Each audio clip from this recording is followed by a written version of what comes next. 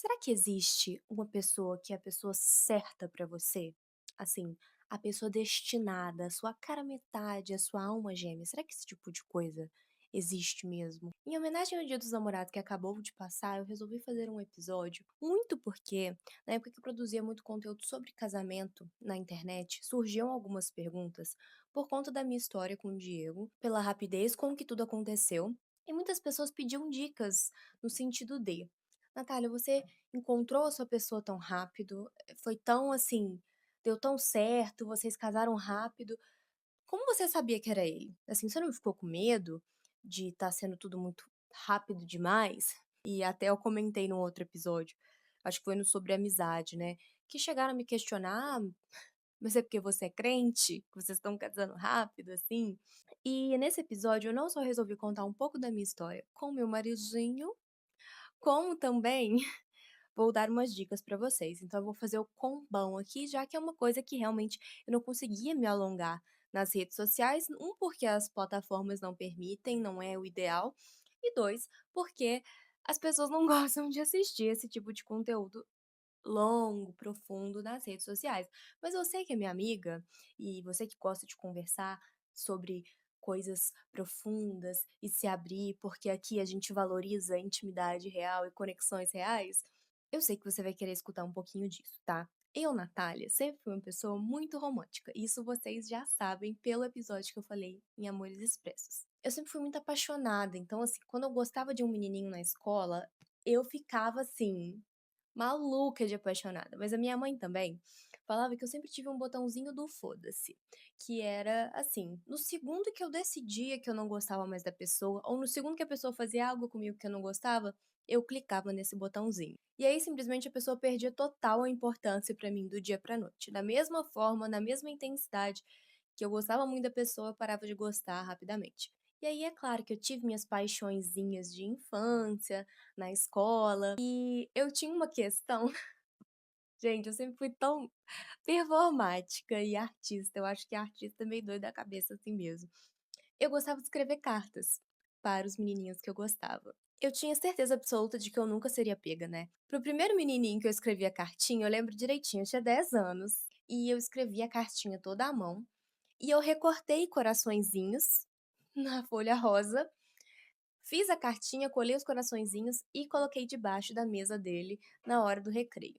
Quando a gente voltou do recreio, eu estava assim louca pra ver a reação dele. E eu era muito feinha, gente. Eu tive a minha fase bem feinha depois que o glow up veio.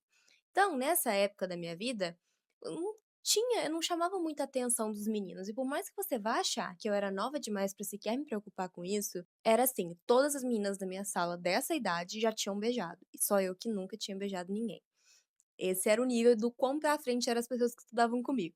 Ele achou a cartinha e leu, aí todo mundo começou a rir, zoar e tentar achar quem que era. E aí olharam pra mim. E aí, por que que olharam pra mim? Porque eu era tão inocente, infantil mesmo, que depois que eu picotei o papel, e eu sempre fui acumuladora e eu gosto de coisas de papel e papelaria, eu não quis jogar fora o retalho do coração, então ficou debaixo da minha mesa. E aí me denunciou, né, denunciou que era eu que tinha feito a cartinha e é claro que eu disse: "Não, não fui eu, estão tentando me culpar, sabe, estão plantando evidências aqui na minha carteira, mas não fui eu". É óbvio que tinha sido, depois claro que eles compararam com a minha letra, e aí viram que a letra da cartinha e as letras dos meus cadernos eram iguais, aí me zoaram, enfim, que bom que era, assim, final do ano, um dos últimos dias de aula e eu não passei vergonha por muito tempo. Depois disso eu mudei de colégio, fui para o colégio militar, e lá eu também tinha um crush no sexto ano, que era o mesmo crush de todas as meninas, porque é aquele menino que na época em que todo mundo é muito feio, aí ele é bonitinho, aí todo mundo gosta do mesmo menino, era exatamente essa situação. Só que no colégio militar você escolhe um nome para colocar como nome de guerra. Então, por exemplo, meu nome é Natália Caputo Barel. E eu usava Natália Barel. Tinha gente que colocava só o primeiro nome, tinha gente que colocava só o sobrenome, e era o caso desse menino. Então eu conheci ele só pelo sobrenome, todo mundo só chamava ele pelo sobrenome. E aí um dia eu tive a brilhante ideia de escrever uma carta para ele.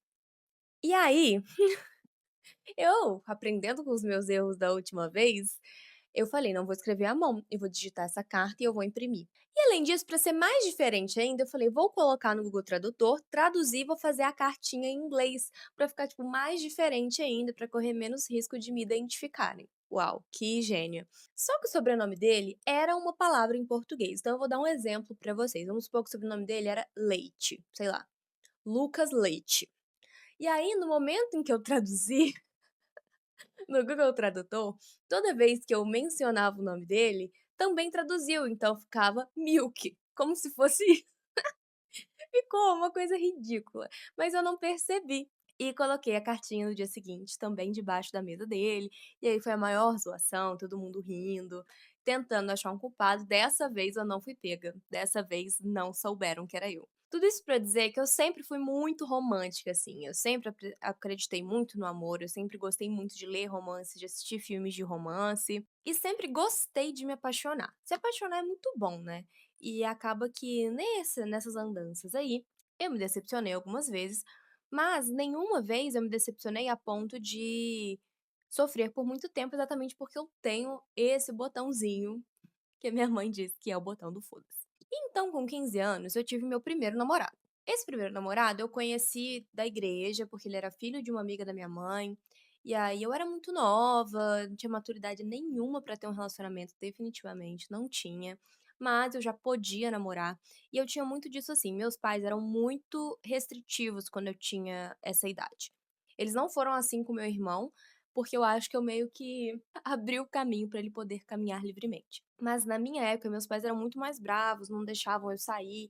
E aí, ter um namorado pra mim era meio que ter liberdade, porque com o meu namorado eu poderia sair, ele poderia me levar nos lugares, eu poderia participar das coisas. Só que eu não sabia que eu ia namorar uma pessoa que não tinha vida social, assim, que não saía, que não tinha amigos, que era uma pessoa super tímida, super na dele, coitado. Acabou que, tipo, ele não queria fazer o que eu queria, que pra mim ele era uma passagem para a liberdade e ele não estava afim de ser a minha passagem para a liberdade, aí eu terminei. Terminei esse relacionamento e não me afetei por isso, porque eu não era apaixonada por essa pessoa, como eu disse, eu via mais como uma comodidade ali, viver a experiência de ter um namorado, já que minha mãe não me deixava ficar com as pessoas também. Ela brigava comigo, eu já apanhei porque eu beijei pessoas na boca, gente. Sim, a dona Nara vai dar o recado dela nesse vídeo, mas ela talvez não lembre, mas eu lembro que eu já apanhei porque eu beijei na boca, tá. Depois disso, passaram-se um tempo, nem não lembro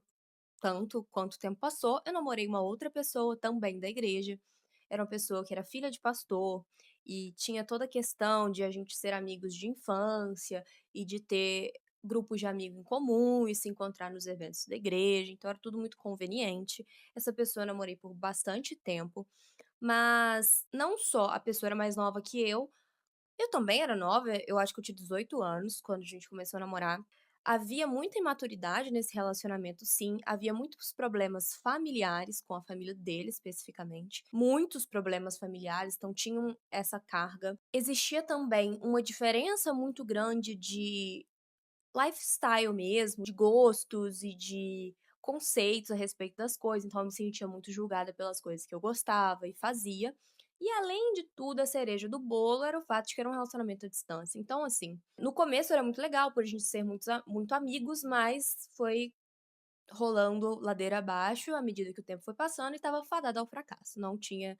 Não existia como esse relacionamento dar certo em nenhum universo. E esse foi um relacionamento que existia uma dinâmica muito estranha de toxicidade, de narcisismo. Isso sim, essa situação sim, eu não vou dizer que me feriu ou me decepcionou de fato. Eu acho que essa foi uma das poucas decepções, grandes decepções que eu tive com o amor na vida. Então, ao perceber que esse relacionamento não tinha futuro, eu terminei. Depois disso, eu falei, gente, não quero namorar. Não quero namorar, sou jovem, entendeu? Eu estava no meio da faculdade. Falei: "Sou jovem", entendeu? Não preciso me relacionar. Nossa, cansei, fiquei anos com essa pessoa e me decepcionei. E não é que eu não acreditava mais no amor. Lógico que eu acreditava, eu tinha excelentes exemplos de amor ao meu redor, mas eu pensei: "Não quero tão cedo me apaixonar novamente". Beleza, comecei a viver minha vida de solteira, sair, e aí é de se pensar: "Nossa, você ficou meses assim, né, anos aproveitando sua solteirice, sua jovialidade, sua juventude. Digamos que 2 meses depois, eu conheci o Diego. Diego, pra quem caiu aqui de paraquedas, é o meu marido. Eu tinha saído de um relacionamento muito longo e muito conturbado, cheio de altos e baixos, em que tinha muita questão da fofoca envolvida, porque se tem igreja, tem fofoca. Desculpa quebrar isso aqui pra vocês que são da igreja, mas se tem igreja, tem fofoca. As pessoas continuaram falando sobre esse assunto mesmo depois de tudo já ter terminado. Como que conheci meu marido, Diego? Antes mesmo de eu terminar esse relacionamento, eu estava saindo do restaurante universitário com algumas amigas da faculdade e vejo um belo rapaz. Um rapaz arrumado, um homem bonito. E ele para o meu grupo de amigas para cumprimentar uma delas. E aí eles conversam só entre eles. Esse homem sequer fala com as outras pessoas que ele não conhece, tipo, ele não me fala comigo, nem com a outra menina, fala somente com essa que ele conhecia. E depois que ele vai embora, eu falo assim: "Ah, quem é esse?" E aí a minha amiga da época diz: "Ah, é o Diego, ele estudou comigo na escola." E eu falei: "Nossa, bonito." Foi só esse meu pensamento. Beleza, eu namorava, nem olhei pra ele com esse olhar, mas assim, passou. Quando eu terminei, depois até de um mês de terminado, que eu estava assim: "Uhul, sou solteira, vida livre." Eu virei pra essa amiga e falei assim: "Amiga, como é que chamava aquele menino mesmo que a gente encontrou aquele dia no restaurante universitário?" Aí ela: "Ai, é o Diego." Aí eu falei: "Ótimo, vou segui-lo no Instagram." Pedi pra seguir ele no Instagram, ele tinha um Instagram privado, ele se fez de difícil, não me deixou seguir ele. Eu fiquei com raiva, tirei a solicitação e depois segui novamente. E aí ele deixou, respondeu meu stories, enfim. A partir daí a gente começou a conversar. Tudo foi muito rápido e muito intenso, realmente. Com 3 dias de conversa, ele já me chamou para um date, mas eu não pude ir. E aí a gente marcou um date para a semana seguinte. Porém, durante essa mesma semana, a gente se encontrou só para dar os beijinhos. E desde essa primeira vez já foi assim, uma coisa muito intensa de conexão mesmo, de conversa, a gente conversava coisas importantes e que eu nunca tinha sentido com nenhuma outra pessoa, nem antes dos relacionamentos, nem nos relacionamentos que eu tive. Intensidade não necessariamente está associada a uma coisa positiva, vamos lembrar disso. Mas nesse caso foi. 28 dias depois que a gente se beijou pela primeira vez, o Diego me pediu em namoro. Ele me pediu em namoro e eu aceitei, com uma certa resistência, assim, com uma certa relutância, não por conta do tempo, mas por conta de uma questão que era muito importante, que é o fato de que o Diego é de uma denominação religiosa diferente da minha. Eu sou cristã, ele também, porém ele é católico, e eu sou evangélica. Eu não gosto desse nome, vou deixar muito claro aqui, eu não gosto do nome evangélico. Porém, eu sou da presbiteriana, frequento a presbiteriana e o Diego é católico. E eu sabia que isso seria uma questão principalmente para os meus pais. Porém, no segundo que meus pais conheceram o Diego, eles entenderam o porquê que eu tinha me apaixonado por ele tão rápido. E o mais engraçado de tudo foi que o Diego quando ele me chamou pra um date, eu tinha que falar para os meus pais aonde eu ia, né. Eu falei: "Ah, então, eu vou num date com um cara." E aí, meu pai foi totalmente contra, tipo assim: "Por que que você tá indo sair com uma pessoa que você já sabe que não é da nossa religião?" E aí eu falei: "Eu nunca fui num date." E era um fato, eu namorei 2 vezes antes de namorar o Diego, e eu nunca tinha ido num date. Eu nunca tinha saído com uma pessoa pra conhecer, pra comer uma coisa, pra beber um drink, nada. Os 2 relacionamentos que eu tive estavam associados à igreja, então eu tinha conhecido na igreja e não houve nenhum tipo de, sabe, preparação de terreno antes, digamos assim. O Diego foi meu primeiro e único date da vida. Isso é muito incrível. A gente começou a namorar, estava tudo lindo, tudo maravilhoso, eu estava super feliz. E a gente conversava sobre várias coisas da vida, a gente tinha conversas importantes. A gente já se dava muito bem e a gente já conversava sobre um futuro. Porque ele sempre teve vontade de casar, ter família e eu também. Então era um plano que a gente tinha em comum. Mas eu nunca ia imaginar que seria tão rápido o fato de a gente já começar a planejar esse futuro. Porque com 6 meses de namoro, o Diego me pediu em casamento. No cruzeiro que a gente fez em família, e também foi assim, um fofoca pra todo lado, todo tipo de alegação. Assim, a gente não antecipou isso, ele não me perguntou se eu já estava planejando, eu não fiz pressão, ele simplesmente queria me pedir em casamento, ele queria já começaram a caminhar nessa direção. E tanto não foi apressado e porque muita gente achou que a gente ia noivar e casar, assim, 2 meses. Tanto não foi impulsivo que a gente, depois do pedido de casamento, a gente levou 2 anos pra casar. Então a gente, de fato, se preparou pra esse momento. Mas ele, na cabeça dele e na minha, assim, também, logo após a gente viu que a gente estava nessa mesma página, não fazia sentido continuar com o status de relacionamento como um namoro, se a gente já sabia que queria casar. Dado todo esse contexto, essa história gigantesca, que muitas pessoas que me seguem nas redes sociais e que viram esses vídeos tinham curiosidade de saber essa história do zero. A primeira pergunta que me fazem é: existe um tempo certo, então? Porque pra mim, no caso, eu conheci uma pessoa que eu não tinha nenhum conhecimento, a gente não era amigo previamente, a gente tinha uma amiga em comum, mas eu nunca tinha nem ouvido falar dele nunca na minha vida e ele nunca tinha ouvido falar de mim. Existe um tempo certo? Porque pra gente foi 28 dias, depois 6 meses, depois 2 anos. Mas isso é uma regra? Existe uma regra? E a grande verdade é que não, porque o que está muito associado ao tempo que as pessoas falam é que, você precisa conhecer a pessoa antes de ter um relacionamento com ela. Mas aí a gente tem que ter em mente 2 coisas. A primeira coisa, muito do que vai se revelar a respeito daquela pessoa, você só vai descobrir no relacionamento com ela. Muita coisa. Você não consegue, só ficando ou só saindo com a pessoa, espremer o suficiente, né, sem estar no relacionamento diário, com intimidade real, com conexão real. E muita coisa muda também quando você é pedido em casamento, porque a sua mentalidade a respeito daquela pessoa muda também.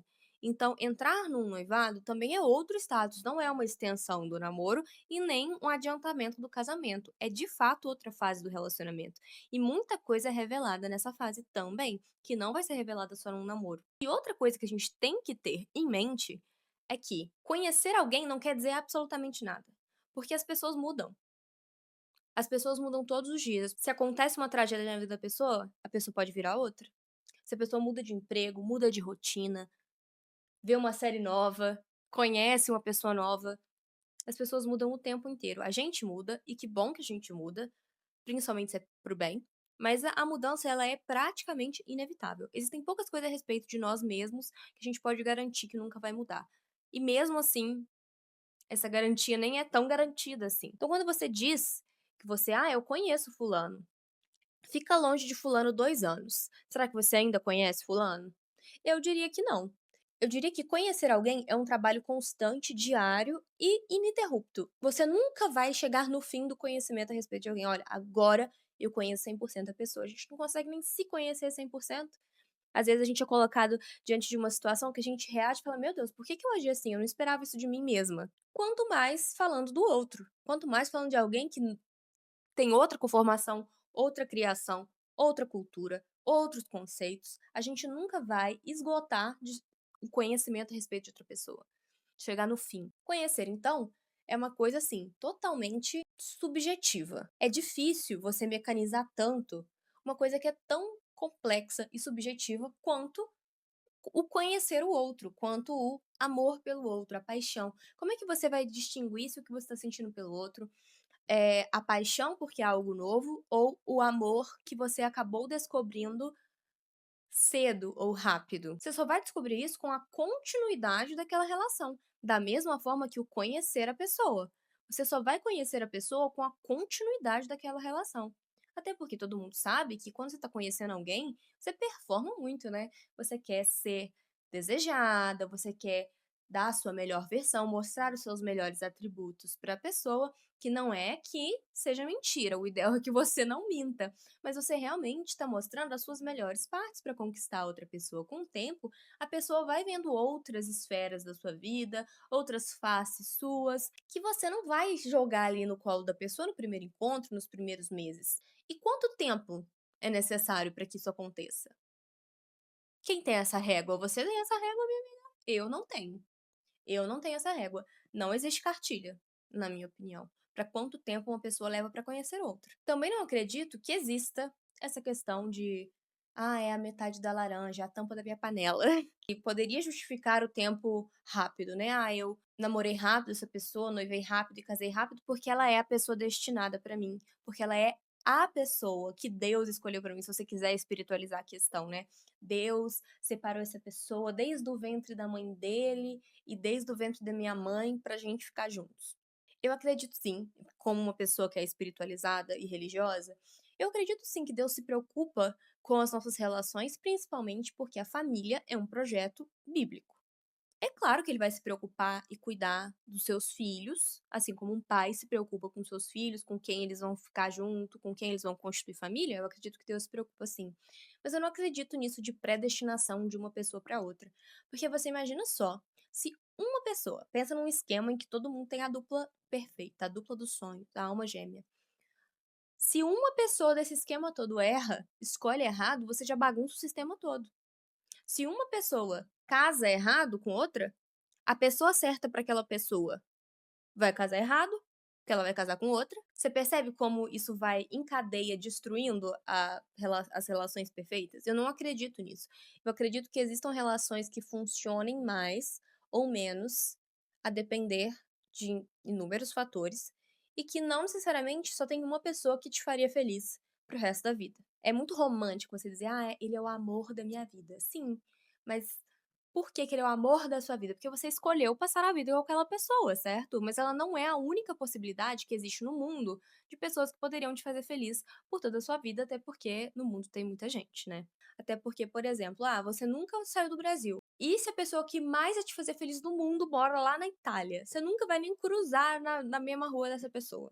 Você entende? Não dá pra ser tão preto no branco assim. Não existe essa cartilha. É isso que eu quero dizer. Porém, quando você encontra alguém, tem uma série de fatores que você precisa considerar. E aí o tempo que você vai levar para responder essas perguntas que eu vou te fazer, também não existe cartilha, também não existe regra, mas é importante que você responda todas elas. Tenha em mente tudo isso bem respondido e bem categorizado antes de dizer, olha, eu quero passar a vida com essa pessoa ou eu quero passar um tempo com essa pessoa. Na minha opinião, de uma pessoa que sempre pensou que iria se casar, porque eu sempre quis ter uma família, mas eu não dizia, e eu dizia isso mais nova, né? De, é meu sonho casar. Pra mim isso é totalmente errado, você não pode sonhar em casar per se, porque isso vai significar que qualquer pessoa que estiver ali com você no dia, então já vai realizar seu sonho. Na verdade, seu sonho tem que ser casar com aquela pessoa, por exemplo, conheci o fulano, nossa, meu sonho é casar com o fulano, ter uma família com o fulano. Mas eu sempre soube que eu queria, era algo que eu desejava pra minha vida, igual você deseja fazer uma faculdade, igual você deseja ganhar dinheiro, eu desejava ter uma família. Então eu pensava assim: se eu estou namorando alguém, é porque um dia eu quero que esse relacionamento chegue a um casamento que forme uma família. Se eu tô vendo que isso não vai acontecer, então pra mim um relacionamento já é perda de tempo, já não vai se tornar nada. Eu sei que nem todo mundo é assim. Eu sei que tem gente que pensa assim: enquanto estiver legal, enquanto eu estiver aproveitando, tudo bem. Ou tipo, às vezes a gente mora juntos e a gente vê se a gente se dá bem, se a gente se adapta. Aí cada um é cada um. É realmente isso que eu tinha na minha vida, sabe? O caminho que eu me imaginava trilhando, mas novamente, não existe cartilha pra isso. Cada um faz o que funciona melhor pra si. Por que que eu acho que você tem que pensar nessas coisas? Se você, como eu, pensa em ficar um longo prazo com a pessoa que você tá junto ou que você tá conhecendo, ou quando você conhecer uma pessoa, você tem a intenção de conhecer alguém pra ficar junto por um tempo, seja por um tempo enquanto estiver legal, seja por um tempo pra casar, aí você que vai falar aí na sua casa como que funciona a sua dinâmica de relacionamento, como eles se desenvolvem. Mas eu acho que tudo isso que eu vou te falar é importante você considerar independente. Independente se você quer alguém pra ter um tempo legal, pra passar um tempo da sua juventude, pra morar junto, pra construir alguma coisa, ou se é alguém que você realmente quer namorar, pra casar, pra ter uma família, ou você nem tem esse objetivo tão fechado, mas eu gostaria que a pessoa que eu conhecesse um dia se tornasse. A primeira coisa que você tem que pensar é no alinhamento de propósitos. O que que você quer fazer da sua vida? Quais são os seus planos para o futuro? Olha, eu quero viajar o mundo. Eu quero viajar o mundo e esse é um dos meus objetivos de vida. Eu não quero me estabelecer, não me vejo estabelecendo num lugar só, num futuro próximo. Eu quero realmente ser nômade. Se você se junta com uma pessoa que quer comprar uma casa de campo e viver uma vida tranquila, não vai a chance de dar certo é muito baixa. Não existe um propósito melhor do que o outro, vamos deixar isso muito bem claro. Não existe um propósito que é mais certo, que é mais maduro, mais coerente. Existem propósitos diferentes dependendo da personalidade, dos gostos, da cultura, da criação. Então, quando você se junta com alguém que tem um propósito muito divergente do seu, não quer dizer que aquela pessoa não te considera ou que aquela pessoa não gosta de você, mas simplesmente ela tem um sonho diferente para a própria vida. E olha, eu vou falar uma coisa bem honesta para vocês. É muito caro você pedir para outra pessoa abrir mão do próprio propósito para seguir o seu.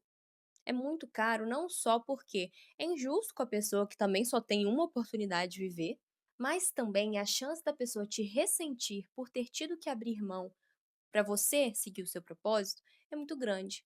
E ter ao seu lado uma pessoa que ressente você não é muito recomendável não, vou te dizer. Lógico que talvez você não vai chegar no primeiro encontro e falar assim: "O que que você quer fazer da sua vida?", só pra eu não perder muito tempo. Então, assim, se você quer fazer uma coisa já muito diferente da minha, então a gente já não vai dar certo. É uma coisa que realmente você vai descobrir, novamente, conhecendo a pessoa com o tempo que você vai convivendo com ela. E também não tem nada escrito em pedra, né, a pessoa pode mudar o que ela quer fazer à medida que ela amadurece, que ela tem novas experiências e tudo mais, porque novamente as pessoas mudam. Inclusive, pode acontecer de você começar a se relacionar com uma pessoa que tem um propósito alinhado ao seu e de repente ela muda o que ela quer fazer da vida dela.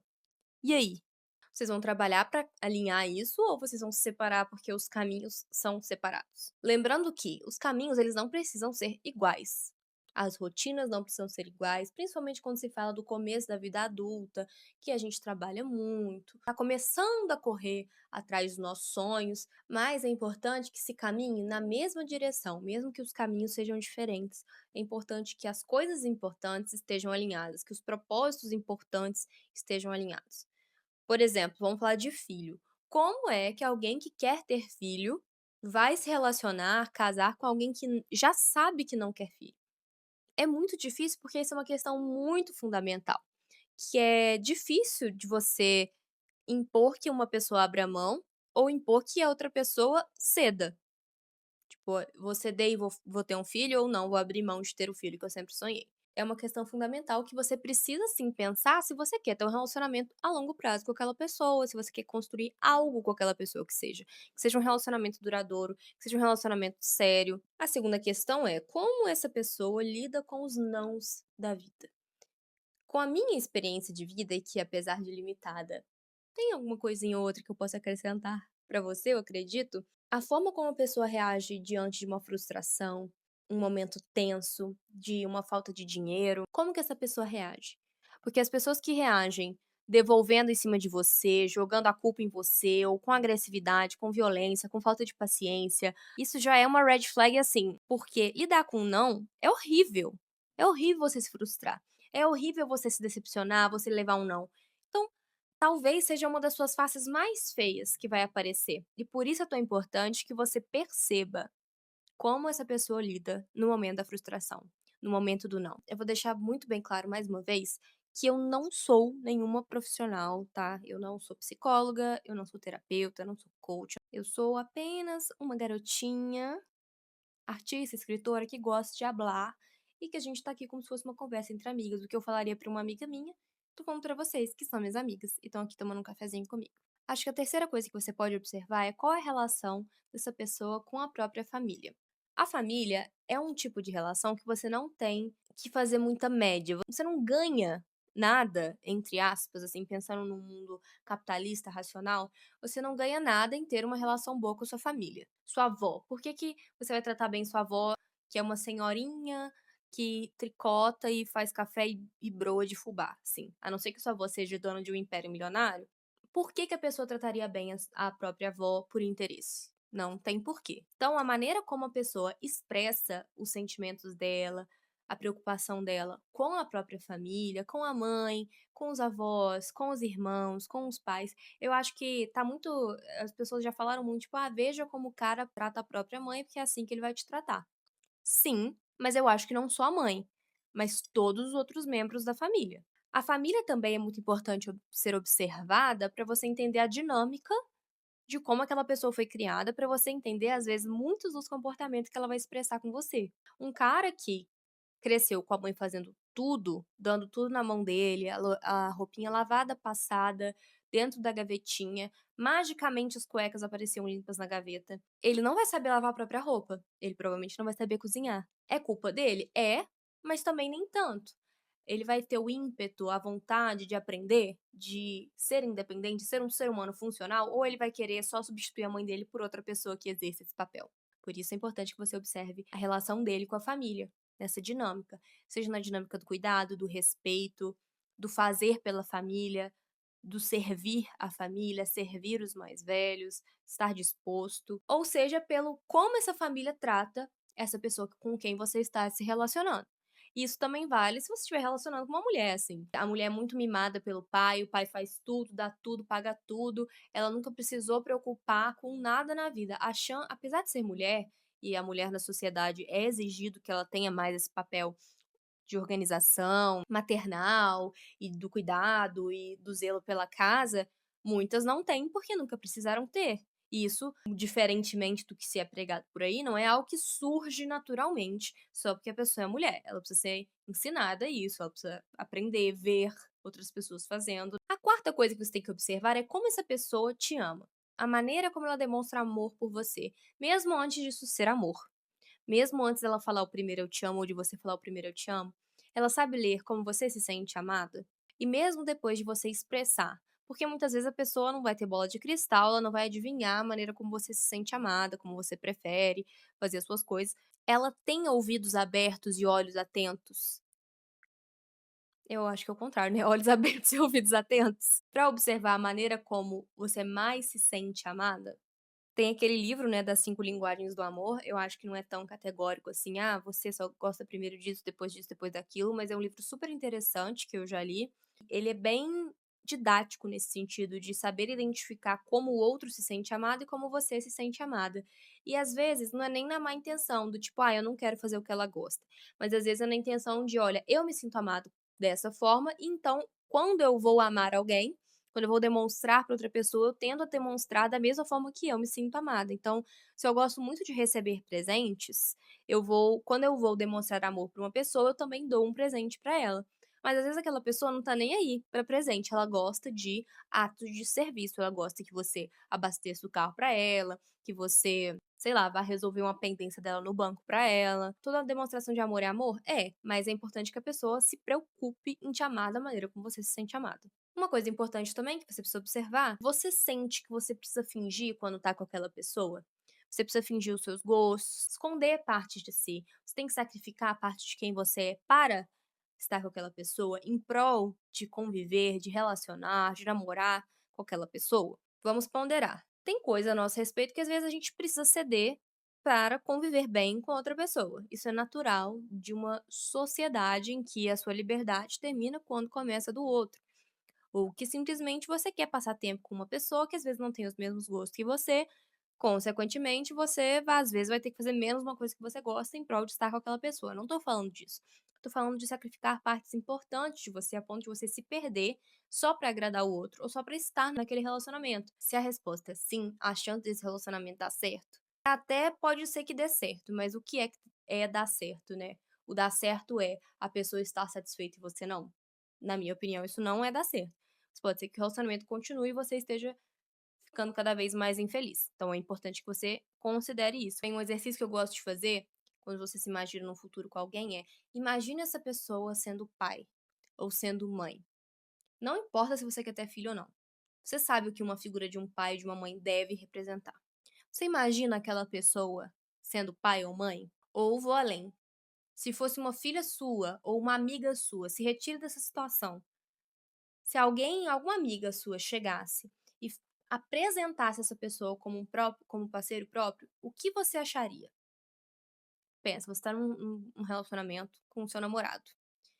Se retire dessa situação e pensa se fosse a sua amiga te apresentando o seu namorado como o namorado dela. Você ia achar legal? Você ia achar ele legal? Você ia ficar feliz pela sua amiga ou você ia ficar preocupada por ela? Essa pessoa seria um bom pai? Seria uma boa mãe? Não só porque se você tem um relacionamento íntimo, amoroso com ela, isso sempre é uma possibilidade, mas porque se faz parte dos seus planos e eventualmente essa pessoa vai ter que exercer esse papel. Como será que ela seria exercendo esse papel? Sexta coisa que é importante se considerar: Você tem coragem de contar pra alguém sobre os problemas de vocês? Isso é uma coisa que não só é importante, como pode às vezes denunciar uma relação tóxica que você não tá nem se dando conta. Nesse relacionamento que eu mencionei que eu estive, em que era tóxico, quando eu terminei, muitas pessoas ficaram chocadas, porque, tipo assim, parecia que vocês não tinham problema. Que problemas vocês tinham que eu nunca percebi? A verdade é que eu não tinha coragem de desabafar com ninguém, com os meus pais, com as minhas amigas. Eu mentia e omitia várias situações, porque eu sabia o que isso pareceria. Eu sabia que era errado, eu sabia que era feio, eu sabia que era tóxico, e é exatamente por isso que eu não queria que ninguém soubesse, porque eu não queria que as pessoas falassem isso pra mim e eu fosse obrigada a lidar com a realidade. Observa se isso tá acontecendo com você. Se você não está contando, porque lógico, tem coisa que é da intimidade do casal, você não quer contar porque você vai acabar expondo a outra pessoa, então nada a ver. Mas tem coisa que é, não vou contar porque eu sei que as minhas amigas vão falar pra eu terminar. Ou eu não vou contar porque eu sei que isso é crime, eu sei que isso é tóxico, eu sei que isso é muito errado e eu não quero que ninguém me julgue ou que ninguém julgue ele ou ela. Eu não quero que ninguém fale nada, então eu não vou contar. Isso é muito perigoso, tá, gente? Muito perigoso. A oitava coisa, ele te inclui ou ela te inclui nos próprios planos. Quando você tá conversando com aquela pessoa e ela tá falando de futuro, você vê um espacinho ali pra você? Você vê que você se encaixa nesses planos? Porque se a resposta é não, ó, já levante um alerta. Por que que essa pessoa não tá me considerando nos planos dela? É porque eu não me encaixo ou porque ela não quer? Ou porque eu nunca manifestei um desejo de pertencer aos planos dela? É preciso diferenciar isso também. Ou às vezes, a pessoa só não te vê a longo prazo pertencer na vida dela, então assim, ela não vai te considerar mesmo. E quando eu falo de planos, não é só os planos que a pessoa conta não, tá. Porque a pessoa contar os planos pra você e falar que você vai fazer isso, que vocês vão fazer aquilo, nã é muito fácil. Você tem que perceber se ele te inclui nos planos na prática, na hora de colocar em prática os planos. Outra coisa que você tem que considerar: os defeitos dessa pessoa são suportáveis? Porque a questão é o seguinte, e é uma coisa que a gente falou muito também no episódio de Amores Expressos: defeito todo mundo tem, você troca de pessoa, você troca de defeito. E aí você tem que considerar se os defeitos que estão na sua pessoa, eles são toleráveis, são defeitos que você é capaz de conviver bem e em paz. Porque perfeito você nunca vai achar ninguém. E se você é chata ou chato a ponto de qualquer defeitinho você já quer cair fora, você nunca vai achar ninguém, porque defeito todo mundo vai ter. E por que que isso é tão importante? Não só para você viver bem da cabeça, como para você não criar falsas expectativas de que, olha, a pessoa tem esse defeito, mas depois ela vai mudar.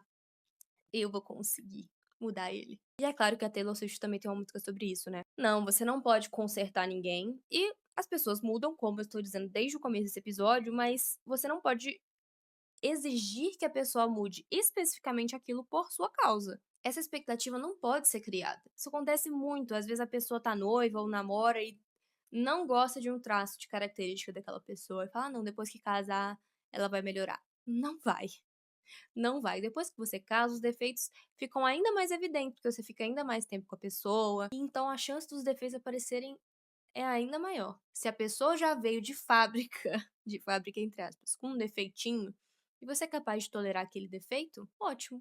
Não cria expectativa de que isso vai sequer melhorar, tá? Agora, se te incomoda, se te dói, se te tira a paz, te tira o sono, tchau. Não é pra você. Décima questão é: converse sobre assuntos importantes com a pessoa.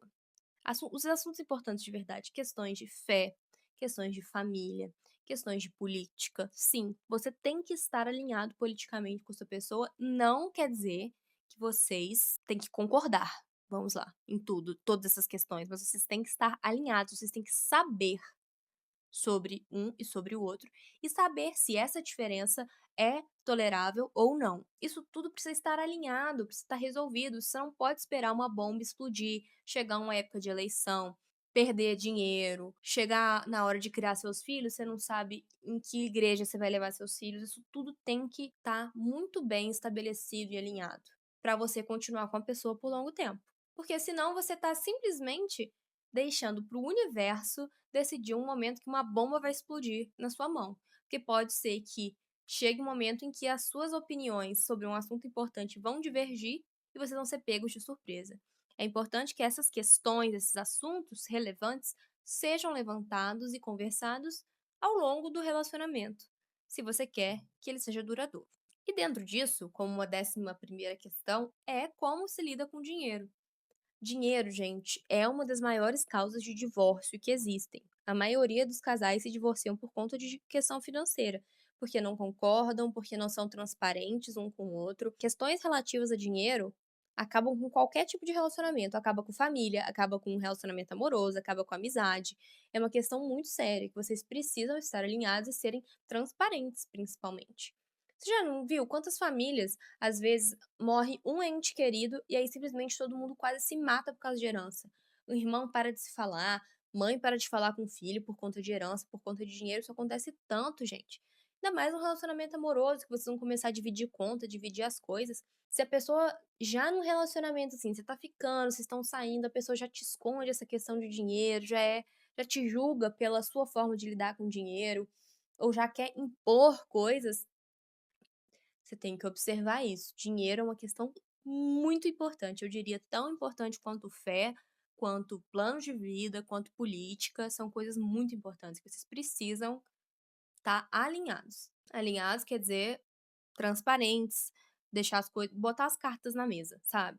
A 12ª e penúltima coisa que você tem que observar, os amigos e o histórico daquela pessoa. É muito difícil que a pessoa esteja rodeada de pessoas, de amigos, que são uma merda e a pessoa não ser uma merda.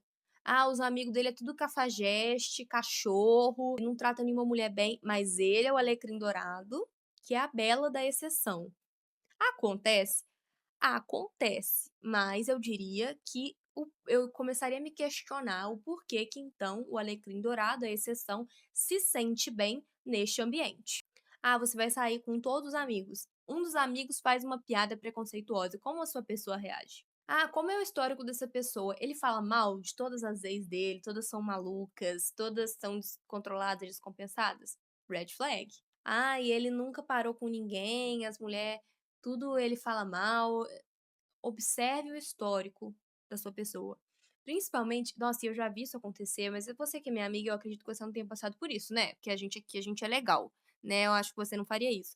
Mas eu já vi meninas que ficaram com um cara que namorava, ou seja, ele traiu a namorada pra ficar com ela, largou a namorada e ficou com ela, e a pessoa jura por Deus que não vai ser traída. Dado esse histórico. Observe. Observe o histórico da sua pessoa, as pessoas com quem ela convive, o ambiente que ela convive e se sente bem, diz muito sobre quem ela é. Por fim, quero repetir uma frase que a minha mãe utilizou no podcast, em algum podcast anterior, que é sobre comer 1 quilo de sal com a pessoa. A expressão comer 1 quilo de sal, você só conhece alguém quando você come 1 quilo de sal com ela? Quer dizer que você já passou tanto tempo com aquela pessoa que deu tempo de cada uma das suas refeições vocês acabarem comendo 1 quilo de sal. Isso não se diz respeito a uma régua temporal que vai determinar a partir de qual momento você vai conhecer a pessoa. Até porque, como eu disse, conhecer alguém é algo completamente superficial. Você nunca vai chegar ao final dessa corrida. As pessoas mudam, então não quer dizer nada. E você nunca vai conhecer ninguém 100%. Mas é preciso mapear quem aquela pessoa é e tentar prever o que aquela pessoa poderia fazer em cenários que às vezes você ainda nem viveu, porque não tem também como você esgotar todos os cenários possíveis antes de decidir que você quer ficar com alguém por muito tempo. Mas nada garante que essa pessoa nunca vai mudar. E é por isso que relacionamento é trabalho. Porque a cada nova versão da pessoa, você vai trabalhar para ficar com aquela pessoa, para se adaptar ou para transformar o relacionamento de vocês. Quando se pensa num casamento, que eu não casei para me divorciar, eu me casei para passar o resto da minha vida com meu marido. Então, eu sei que ele vai mudar e eu também. Só que por a gente ter decidido, isso foi uma decisão, a gente vai para sempre trabalhar para se fazer feliz, para se conhecer, para ter novos gostos, hobbies. E mesmo assim, eu nunca vou conhecer ele 100% e ele nunca vai me conhecer 100%. Mas é preciso comer 1 quilo de sal. É preciso que você passe tempo, tempo de qualidade com aquela pessoa. E aí, se isso vai durar 28 dias, 6 meses, 3 anos, 6 anos, depende. E depende do quão aberta aquela pessoa tá, né. Se a pessoa já tá super aberta para um novo relacionamento, em pouco tempo ela já vai estar abrindo parte de si, você não vai precisar cavar muito para chegar na intimidade daquela pessoa. Ou não, é uma pessoa muito fechada, às vezes tem traumas, você vai demorar, levar mais tempo para chegar na intimidade daquela pessoa. Não tem cartilha. Fato é que você precisa conhecer a pessoa dentro do que é possível, responder essas perguntas, eu acho que são boas perguntas para você se fazer, e olhar para dentro. Se você se encaixa a partir de todas as respostas dessas perguntas, e se você está disposta a levar responsabilidade depois de saber a resposta de todas essas perguntas. É importante também que o outro lado do relacionamento se faça essas perguntas também, porque o trabalho ele é mútuo, ele não é só de um lado não, tá minha amiga?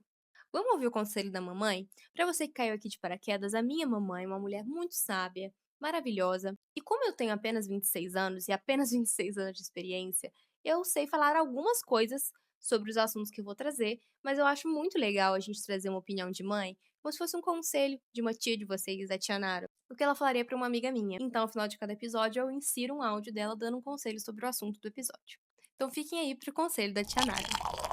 Olá, oi gente. Eu acho que, por experiência própria, por história de vida, eu acredito que você pode ter amores da vida, que por algum motivo, um ou outro, pode não ser para toda a vida, mas enquanto durou, foi o amor da vida. E não desejo não para pessoa, para ninguém, ter muitos amores da vida, que tenhamos um só. Mas se caso acontecer como foi comigo, você encontrar dois amores da vida, é fácil de identificar. Sim, você sente. É fácil de explicar, mas a gente sente quando é o amor da vida.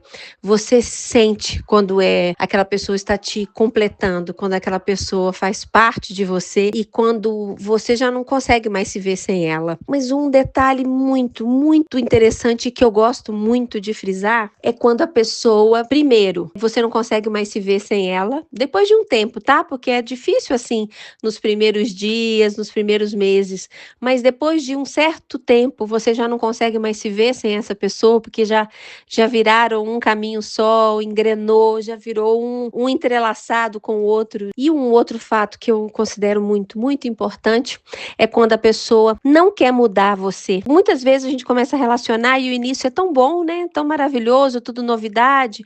Você cede, ai que legal. Depois de um tempo, aquilo que você cedeu um tempo ou que o outro cedeu por um tempo passa a ser defeito. Então eu acho que quando a pessoa não quer te mudar para você entrar no mundo dela, essa é a pessoa com quem você precisa ficar. A gente vai ceder, muitas vezes tem que ceder no relacionamento ao longo da vida, mas quando a pessoa quer que você seja outra coisa ou outra pessoa para caber nele, aí eu já acho que o relacionamento tá fadado a ser pesado, a ser mais perene, né, a ser mais curto, ou ser talvez sim um relacionamento mais longo, porque a gente não sabe, as pessoas arrastam relacionamentos por muitos anos, né, por muito tempo e não são felizes. Quando você não precisa mudar para encaixar no caminho ou na vida de outra pessoa e essa outra pessoa não te exige isso, não que a gente não tenha aqui, sabe?